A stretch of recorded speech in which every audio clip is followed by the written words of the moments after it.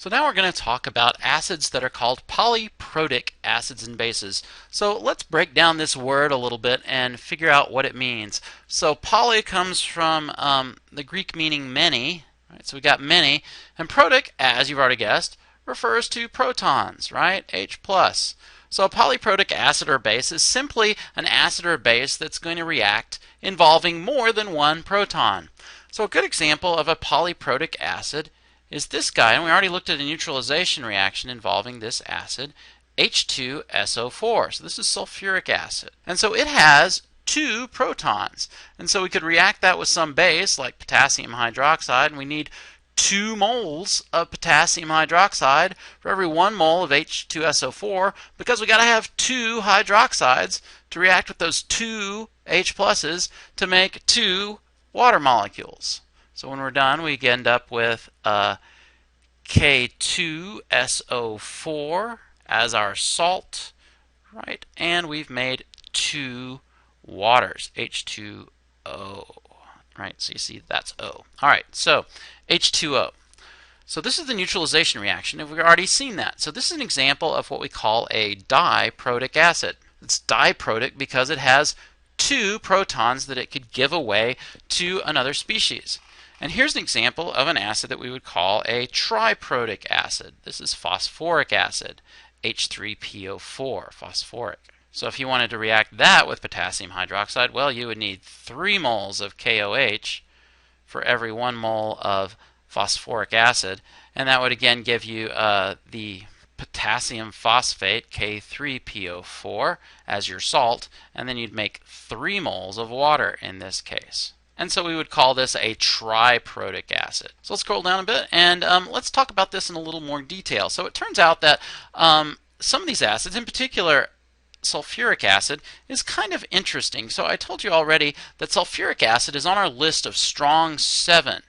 So if you add sulfuric acid into water, it's going to completely dissociate to give you H+. But here's where it gets interesting.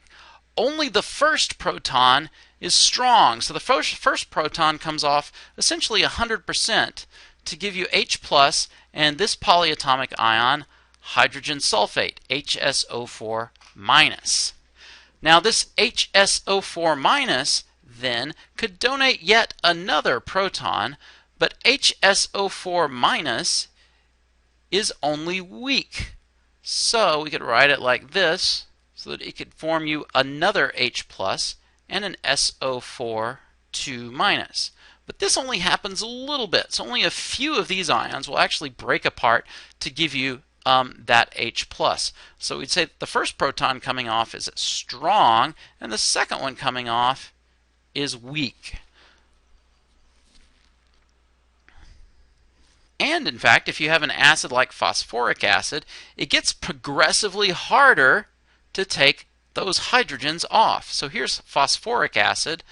Taking off that first hydrogen atom, well, this is not on our list of strong 7 acids. So this is a weak acid, right? So it's going to come off a little bit. A few of those molecules are going to break apart, and you're going to get H2PO4-, also known as dihydrogen phosphate. If that next proton comes off, so we start with dihydrogen phosphate, H2PO4-, then this next proton, it turns out, is even harder to take off. So if 1% of these break apart, then an even smaller percentage of these are going to break apart, 0.01%. I don't know what the real numbers are. I'm just making up some numbers to tell you. We could look those up, in fact.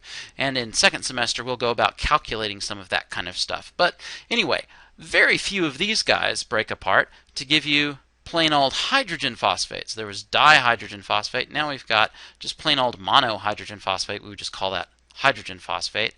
And it's got a 2- charge now because we've taken another plus charge away from it. And that also makes sense why it's harder and harder to pull off those protons, right? This thing has got a negative charge. What do we know about negative charges and positive charges? Well, they like each other. They like to hook up. So it's going to get harder and harder to pull a positive charge away from something that's getting more and more negative.